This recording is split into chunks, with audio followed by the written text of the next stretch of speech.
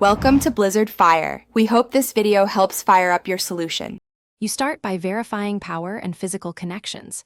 Check the mute, volume wheel, and whether the dongle or cable is fully seated. Next, make the headset the default in your operating system so audio routes correctly. This prevents other devices stealing sound. Once done, test on a different port or device to find whether the problem is the headset or the computer. Doing this first narrows the fault quickly and saves time before diving into drivers or software.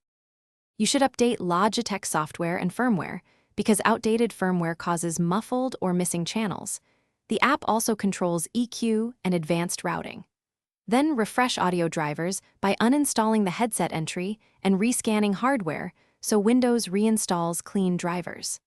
Make sure sample rate and enhancements are correct in Sound Control Panel, since wrong settings distort audio. Also check the app volume mixer to ensure the application you use. Finally, perform a factory reset on the headset or dongle to clear corrupted settings. This often restores channels and mic behavior.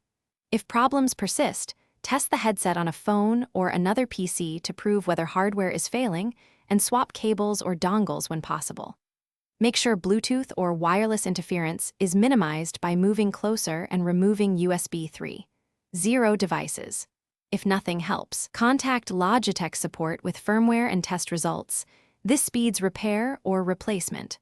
One key tip: try wired mode to isolate wireless faults.